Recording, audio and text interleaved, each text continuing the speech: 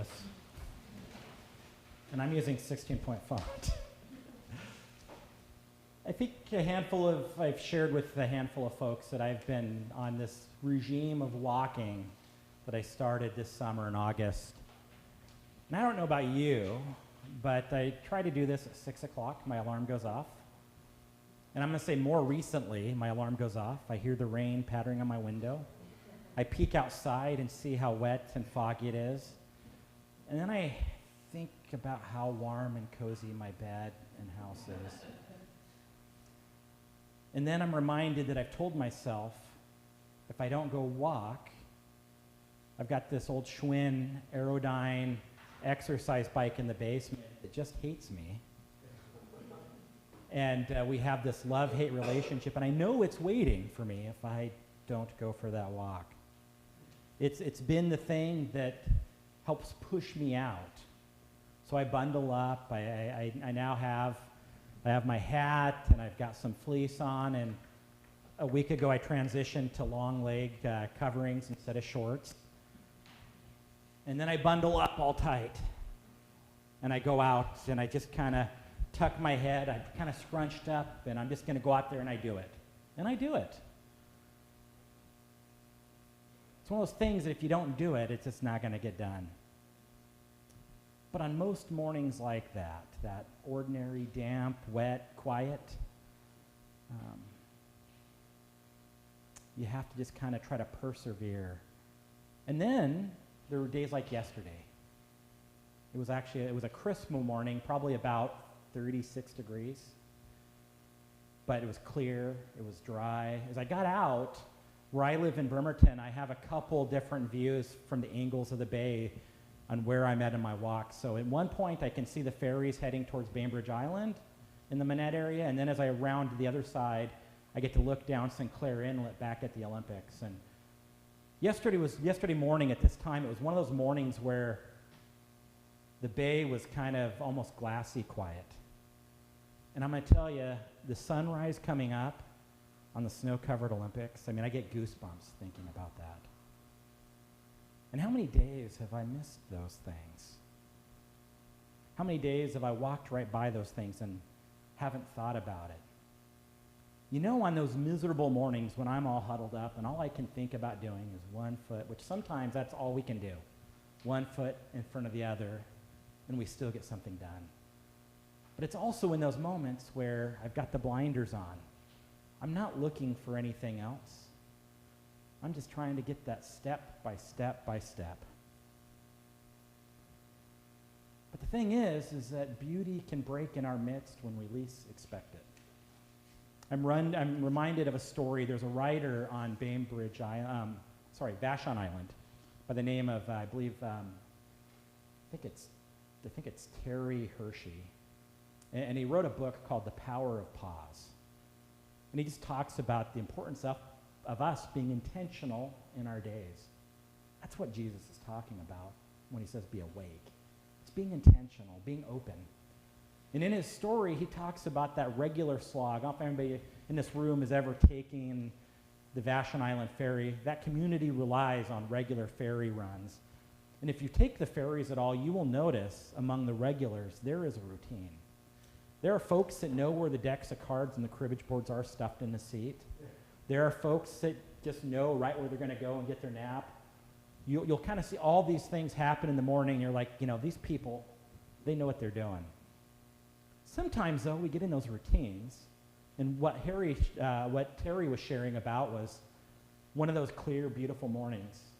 The ferry started out, a little bit of fog. It came out of the fog bank.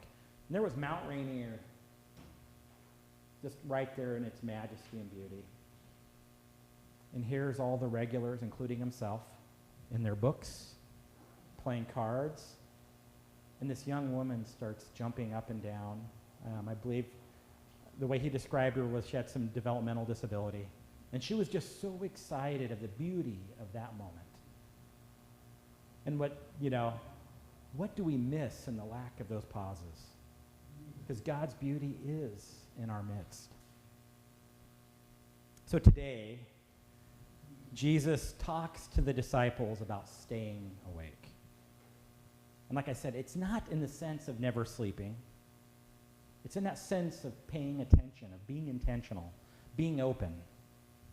It's living with our heart open and ready to receive.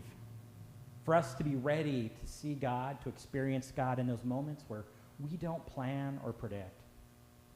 And that's one of the benefits we have as being people of faith. Because if we don't have faith, if we don't have belief, those moments still happen around folks. Oh, it's just coincidence. It's an anomaly.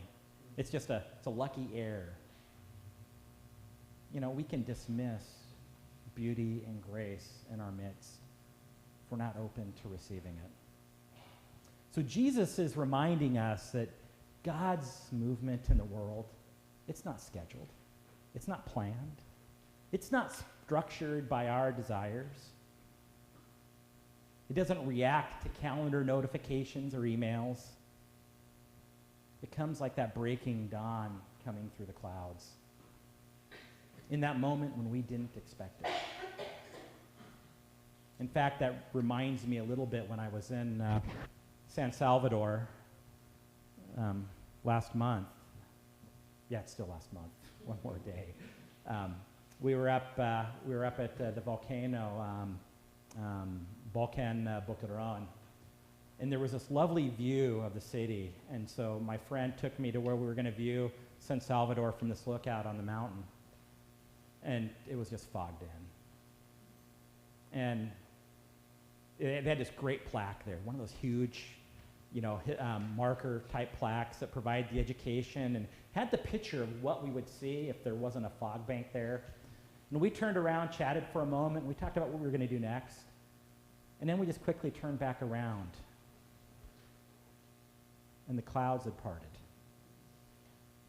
And the clouds had parted. How often in our life do the clouds just part for us? And we miss it. I can tell you, I can be pretty dense at times, so I think I miss a lot of things.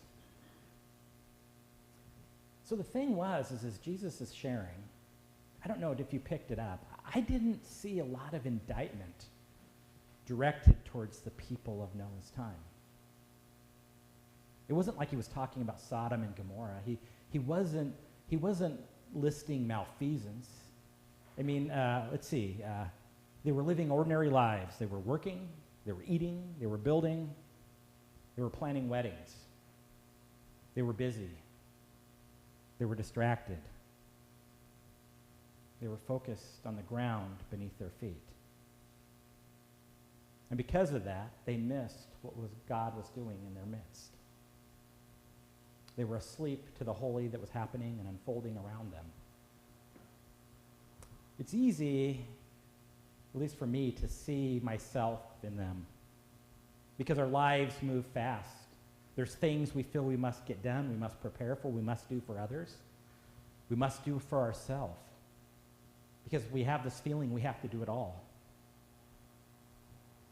In the busyness of our lives and the speed and the schedules that fill up, and our computer screens and phone screens that glow.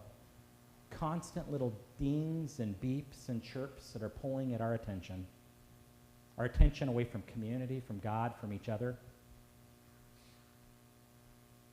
It's easy to find ourselves spiritually asleep. And not because we meant to be, but because we are caught in a rhythm, in a cycle, in a circuit that just leaves so little room for wonder, for curiosity, for the other. Jesus is not speaking those words to frighten us. He speaks them to bring us back to ourselves, to the way that God knows and sees us, to remind us that God is already near, God's already stirring, God's already present.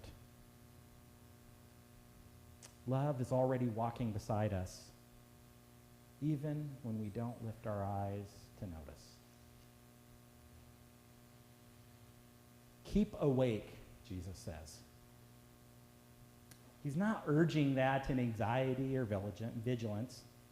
He's inviting awareness. He's inviting hope. He's inviting expectation.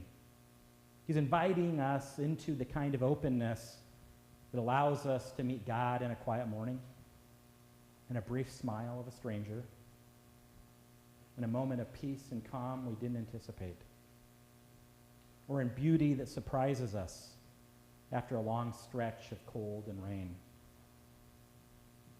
So when I think about those crisp mornings looking at the bay, with the mountains off in the distance bright and strong, I also wonder how many times that I've walked right past grace because I didn't look up.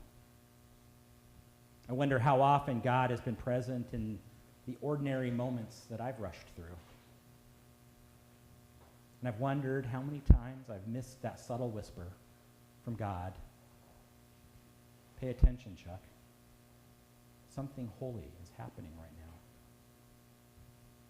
For us, Advent is a season of watching, not passively, but with hope, not nervously, but with trust. We prepare for the fearful by scanning the horizon. We prepare not fearfully by scanning the horizon, but by opening our hearts to the divine that loves us, that is with us, that is already doing something new. This season begins in the dark. And boy, I do feel that darkness. I actually count days down towards the solstice. It's not because God is hiding from us, but because dawn always begins with a shadow. Light takes time to grow. And in that growing light, God invites us into relationship. God invites us to lift our heads from the pavement, to breathe, to see, to experience, to know what is right in our midst. My encouragement for you this week is for you to choose one ordinary moment and let it slow you down. One ordinary moment to pause. Notice the way the light falls across the kitchen table. Listen to the rhythm of footsteps as you walk to your car or in the store. Maybe to feel the warmth of a cup in your hands, or to watch a moment of kindness unfold, even if it's small. These are the places where God breaks through. These are the moments where hope begins. These are the scattered rays of light through the clouds and the darkness that teach us how to be awake. May this Advent be a time when we lift our eyes, when we look beyond the ground, when we notice that grace is already here, unfolding in front of us, guiding us towards the one who comes again and again, always in love.